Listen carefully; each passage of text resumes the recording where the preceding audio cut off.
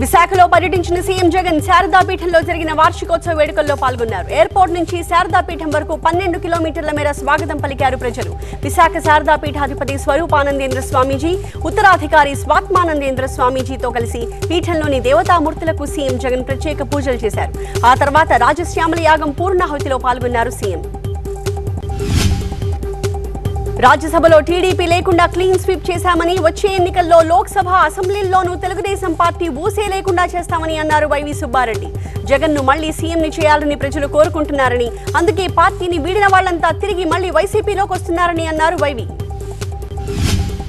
Mylavaram TDP ticket కోసం ముగ్గురు నేతలు పోటీ పడుతున్న నేపథ్యంలో నియోజకవర్గంలో పర్యటిస్తున్నారు దేవినేని ఉమా. పార్టీలోకి వసంత కృష్ణ ప్రసాద్ రాకతో లెక్కలు మారుతున్నాయి. ఇంతకాలం ఉమా వసంత మధ్య తీవ్ర స్థాయిలో మాటల యుద్ధం సాగగా వారికి తోడు బొమ్మసాని చేరడం ఇప్పుడు ఆసక్తికరంగా మారింది.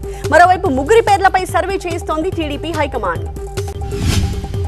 ధూళిపాడ నరేంద్రకు ఎమ్మెల్యే కిలారి రోసయ్య సవాల్ విసిరారు. తనపై ఆరోపణల మీద చర్చకు సిద్ధమా అంటూ ప్రతి సవాల్ చేశారు. ఆధారాలు నిరూపిస్తే రాజకీయ సన్యాసం తీసుకుంటానన్నారు. నిరూపించలేకపోతే ధూళిపాడ రాజకీయ సన్యాసం తీసుకోవాలన్నారు కిలారి. సంగం డైరీ భూములు తరలించింది నిజం కాదా అని ప్రశ్నించారు కిలారి. అమలాపురం ఎంపీగా పోటీ చేస్తానన్నారు మాజీ ఎంపీ హర్ష కుమార్. పార్టీ నుంచా లేదా ఇండిపెండెంట్ గానా అనేది త్వరలోనే చెబుతాను అన్నారు. సర్వేలో తనకు అనుకూలంగా వచ్చిందని, రిటైర్డ్ ఉద్యోగులకు ఏ పార్టీలోనూ సీట్లు ఇవ్వొద్దని కోరారు హర్ష కుమార్. బీజేపీ, టీడీపీ, జనసేన పొత్తుపై ప్రచారం కేవలం ఊహాగానాలేనన్నారు.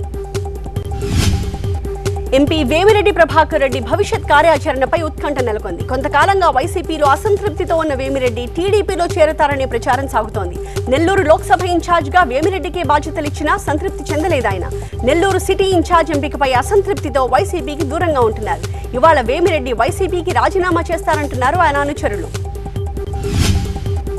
కుటుంబ సమేతంగా సీఎం జగన్ ను కలిశారు వైవి సుబ్బారెడ్డి. రాజ్యసభ సభ్యునిగా ఎంపిక చేసినందుకు సీఎం జగన్ కు కృతజ్ఞతలు చెప్పారు. రాబోయే ఎన్నికలు కీలకమని, జాగ్రత్తగా పావులు కదపాలని ఈ సందర్భంగా వైవి సుబ్బారెడ్డికి సీఎం జగన్ సూచించినట్టు తెలుస్తోంది. వైసీపీ పాలనలో రాష్ట్రం రాతియుగ పాలనలోకి వెళ్లిపోయింది అన్నారు టీడీపీ అధినేత చంద్రబాబు. ప్రశ్నించిన వారిపై దాడులకు జగన్ ప్రోత్సహిస్తున్నారంటూ చెప్పారు. వైసీపీ నేతల దాడులతో వితంతు హంసవేణి కంటి చూపు కోల్పోవడం బాధాకరమన్నారు.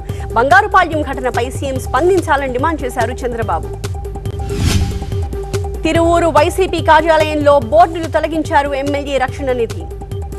వైసీపీ కార్యాలయంలోకి బోర్డులను తొలగించారు రక్షణ నిధి అనుచరులు. నియోజకవర్గ ఇన్ఛార్జిగా స్వామిదాస్ ని నియమించడంతో అసంతృప్తితో రగులుతున్నారు రక్షణ నిధి. తాజా పరిణామాలతో పార్టీ వీడతారనే ప్రచారం కూడా జోరుగా సాగుతోంది. అనంతపురం జిల్లా కళ్యాణదుర్గం టీడీపీలో కీలక పరిణామం చోటు చేసుకుంది. నిన్నటి వరకు ఉప్పు నిప్పుగా ఉన్న టీడీపీ ఇన్ఛార్జ్ ఉమామహేశ్వర నాయుడు, అలాగే మాజీ ఎమ్మెల్యే ఉన్నం హనుమంతరాయ చౌదరి కుమారుడు మారుతి చౌదరి ఒక్కటయ్యారు. టీడీపీ టికెట్ అమలినేని సురేంద్రబాబుకి దాదాపు కన్ఫర్మ్ అవ్వడంతో చేతులు కలిపాయి ఉమా, ఉన్నం వర్గాలు. భవిష్యత్ కార్యాచరణపై వారు చర్చించడం ఇప్పుడు ఆసక్తికరంగా మారింది. భీమవరం చేరుకున్న జనసేన అధినేత పవన్ కళ్యాణ్ నేరుగా టీడీపీ నేత తోట సీతారామలక్ష్మి ఇంటికి వెళ్లారు. నరసాపురం పార్లమెంట్ పరిధిలోని టీడీపీ ఎమ్మెల్యేలు, ఇన్ఛార్జీలతో భేటీ అయ్యారు. భీమవరంలో పవన్ పోటీ నేపథ్యంలో వారితో భేటీ ఆసక్తికరంగా మారింది. మధ్యాహ్నం 3 గంటలకు భీమవరం జనసేన ముఖ్య నేతలతో భేటీ అవుతారు పవన్. భీమవరం కార్యకర్తలతో భేటీ తర్వాత ఢిల్లీకి వెళ్లబోతున్నారు పవన్ కళ్యాణ్. బీజేపీ పెద్దలు జేపీ నడ్డా, అమిత్ షాతో భేటీ కావబోతున్నారు. వారితో పొత్తులు, సీట్లపై చర్చిస్తారాయన. టీడీపీ అధినేత చంద్రబాబు ఢిల్లీ వెళ్లొచ్చాక పవన్ కళ్యాణ్ ఢిల్లీ వెళ్లనుండడం ఇప్పుడు ఉత్కంఠని పెంచుతోంది. పార్లమెంట్ ఎన్నికల్లో బీఆర్ఎస్ కు ఎలాంటి ఎజెండా లేదని, ఈ ఎన్నికల్లో ఆ పార్టీ పోటీ చేయాల్సిన అవసరమే లేదని అన్నారు కేంద్ర మంత్రి కిషన్ రెడ్డి. బీఆర్ఎస్, కేసీఆర్ కుటుంబంపై ప్రజల్లో విపరీతమైన కోపం ఉందన్నారు. కాంగ్రెస్ పార్టీకి ప్రధాని అభ్యర్థి ఎవరో తెలియదని, కాంగ్రెస్ అధికారంలో ఉన్న రాష్ట్రాల్లో కూడా బీజేపీకి మెజారిటీ సీట్లు వస్తాయని ధీమా వ్యక్తం చేశారు కిషన్. మేడారం జాతరకు పెద్ద ఎత్తున భక్తులు తరలివచ్చారు. జంపన్న వాగులో పుణ్యస్నానాలు ఆచరించి మొక్కులు తీర్చుకుంటున్నారు. భారీగా బెల్లం సమర్పిస్తున్నారు. జాతరకు ముందే 60 లక్షల మంది భక్తులు దర్శించుకున్నారు. ఎల్లుండి సీఎం రేవంత్ రెడ్డి, గవర్నర్ తమిళిసై, సమ్మక్క సారక్కలను దర్శించుకుంటారని చెప్పారు. అవకాశం ఇస్తే మల్కాజ్గిరి నుంచి పోటీ చేస్తానన్నారు బీజేపీ నేత ఈటెల రాజేందర్. ఎన్నికల్లో ఏ పార్టీతో తమకు పొత్తు ఉండదని చెప్పారు. హామీల పేరుతో కాంగ్రెస్ అరచేతిలో వైకుంఠాన్ని చూపిస్తోందన్నారు. ప్రజాస్వామ్యాన్ని కేసీఆర్ కూనీ చేశారని ఈటెల మండిపడ్డారు. కృష్ణా జలాలపై కాంగ్రెస్, బీఆర్ఎస్ నాటకాలు ఆడుతున్నాయన్నారు ఈటెల. త్వరలో బీఆర్ఎస్ నీటి పోరు యాత్ర చేయబోతోంది. ఇటు కృష్ణా అటు గోదావరి నుంచి నీటి పోరు యాత్రని ప్రారంభించబోతోంది. కాళేశ్వరం, నాగార్జున సాగర్ ప్రాజెక్టుల నుంచి యాత్ర మొదలు పెట్టడానికి సిద్ధమవుతోంది పార్టీ. ఆ తర్వాత హైదరాబాద్ లో భారీ బహిరంగ సభ పెట్టి సాగునీటి ప్రాజెక్టుల లెక్కలను ప్రజల ముందుంచబోతోంది బీఆర్ఎస్. సీఎం రేవంత్ రెడ్డిని ఆయన నివాసంలో మర్యాదపూర్వకంగా కలుసుకున్నారు పలువురు నేతలు. బీజేపీ మన్సూరాబాద్ కార్పొరేటర్ కొప్పుల నరసింహారెడ్డి సీఎంని కలిశారు. బల్దియా పీఠంపై కాంగ్రెస్ కన్నేసిన నేపథ్యంలో కొప్పుల కలవడం ఇప్పుడు హాట్ టాపిక్ అయింది. మరోవైపు రాజ్యసభ సభ్యులుగా ఎన్నికైన సందర్భంగా కుటుంబ సభ్యులతో రేవంత్ రెడ్డిని కలిసి కృతజ్ఞతలు తెలిపారు అనిల్ కుమార్ యాదవ్. మరి కాసేపట్లో తన సొంత నియోజకవర్గం కొడంగల్లో పర్యటిస్తారు సీఎం రేవంత్ రెడ్డి. ఇవాళ మధ్యాహ్నం 3 గంటలకు కోస్గిలో 70 అభివృద్ధి పనులకు శ్రీకారం చుట్టబోతున్నారు. అనంతరం జరిగే బహిరంగ సభలో ప్రసంగిస్తారు.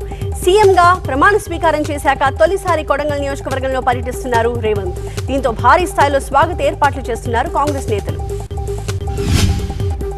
డిఎస్సి నోటిఫికేషన్ పై ఏపీ హైకోర్టులో విచారణ జరిగింది. ఎస్జీడీకి బీఈడీ అభ్యర్థుల్ని అనుమతించడంపై పిటిషన్ వేశారు టీచర్లు.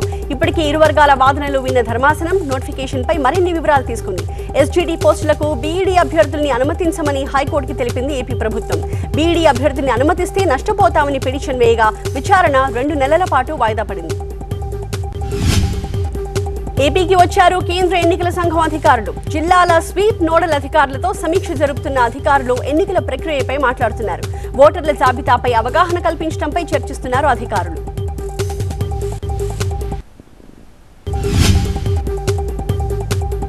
కోనసీమ జిల్లా దక్షారామ భీమేశ్వరుడి కళ్యాణం వైభవంగా సాగింది. అందంగా అలంకరించిన మండపంపై స్వామివారి కళ్యాణాన్ని చూసి తరించారు భక్తులు. అనంతరం తలంబ్రాల ఘట్టం మరింత వైభవోపేతంగా నిర్వహించారు. సంగారెడ్డి జిల్లా అమీన్పూర్ లో ఆన్లైన్ ట్రేడింగ్ పేరుతో ఒక న్యాయవాదికి కుచ్చుటోపీ పెట్టారు సైబర్ కేటుగాళ్లు. పలు దఫాలుగా 25 లక్షల నగదు కొట్టేయడంతో న్యాయవాది పోలీసుల్ని ఆశ్రయించాడు.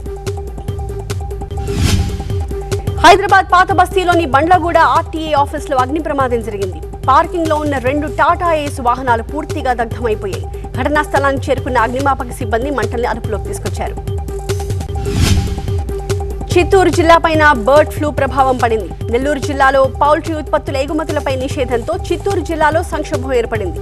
కోళ్ల ఎగుమతులు నిలిచిపోవడంతో పౌల్ట్రీ రైతులు లబోదిబోమంటున్నారు. తమిళనాడును బర్డ్ ఫ్లూ భయపెడుతోంది. అప్రమత్తమైన అధికారులు ఆంధ్ర సరిహద్దు నుంచి వస్తున్న పౌల్ట్రీ వాహనాలను నిషేధించారు. వాహనాలు ప్రవేశించకుండా ప్రత్యేక క్యాంపులు ఏర్పాటు చేశారు. విశాఖ జిల్లా పెందుర్తిలో దొంగల ముఠా సంచారంపై పోలీసులు ఫోకస్ పెంచారు. ప్రత్యేక బృందాలతో దొంగల కోసం తీవ్రంగా గాలిస్తున్నారు. ఇతర రాష్ట్రాలకు చెందిన ముఠాగా వీళ్లను అనుమానిస్తున్నారు. సీసీ ఫుటేజ్ ఆధారంగా దొంగల కదలికలపై ఆరా తీస్తున్నారు.